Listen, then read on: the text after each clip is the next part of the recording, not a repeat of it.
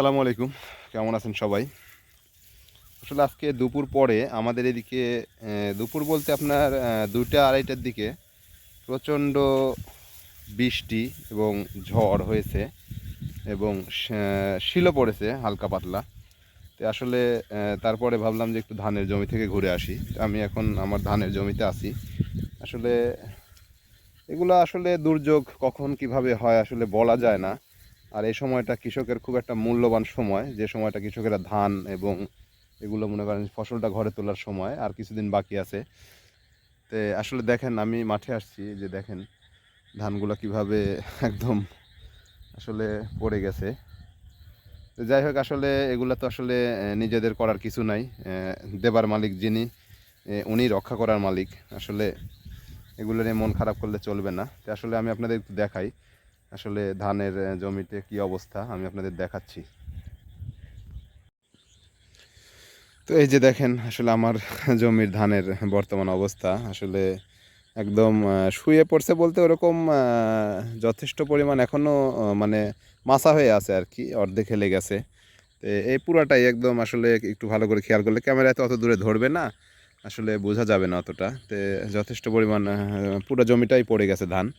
এদিকে একটু বেশি পড়ছে, ওইদিকে এই দূরে একটু বেশি পড়ছে, আর এদিকে একটু কম আর কি। আসলে বাতাস তো এখন যেদিক দিয়ে বেশি গেছে ওদিক দিয়ে বেশি পড়ছে। আর এ পাশে দেখেন আছে, এ পাশে জমি আছে, কেবল এরা শীষ বার হচ্ছে, তো আসলে এই ধানটা পড়বে না। এ পাশেও আছে, এই যে এদিকেও আছে, এগুলো শীষ বার হচ্ছে। এই যত বাতাসই হোক ঝড় হোক এই ধানগুলো পড়বে না।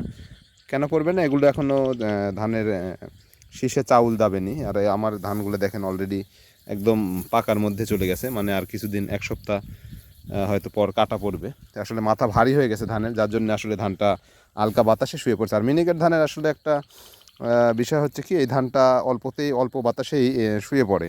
এটা আসলে এই ধানের এই একটাই সমস্যা, এছাড়া এই ধানের আর কোনো অন্য কোনো সমস্যা নাই। এটা আসলে এমনিতে হালকা বাতাসেই পড়ে যায়। আর আজকে তো ঝড় হয়েছে, আসলে এখানে তার বলার কিছু নাই এবং করারও কিচ্ছু নাই।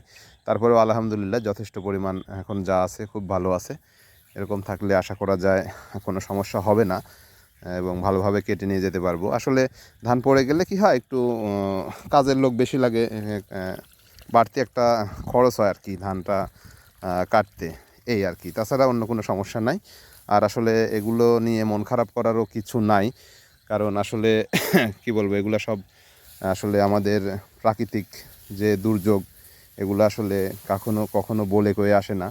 এটা কখন হবে এবং আল্লাহ কখন কিভাবে দিবে এবং রক্ষা করবে, আসলে একমাত্র আল্লাহই জানে। আর এগুলো আসলে আল্লাহর উপর ভরসা করে সব কিছু করতে হয়, কারণ ফসলটা করছি আল্লাহর উপর ভরসা করে, এবং ঘরে তুলে নিয়ে যাওয়া পর্যন্ত ইনশাল্লাহ ভরসা আছে। তার জন্যে এখনও আসলে এদিকে একটু দাঁড়ায় আছে, এদিকে দেখেন আরও পুরো জমিটা আসলে আমার এখানে 2 বিঘা জমি আছে, 2 বিঘা জমির পুরো ধানটাই একদম আসলে শুয়ে পড়ছে।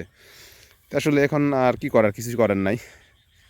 তারপরে একটু কষ্ট লাগে, কারণ এই এত কষ্টের ফসল নষ্ট হয়ে যায়, আর নষ্ট হয়ে গেলে একটু খারাপই লাগে। তো আসলে তেমন নষ্ট হবে না, একটু ক্ষতি হবেই আর কি।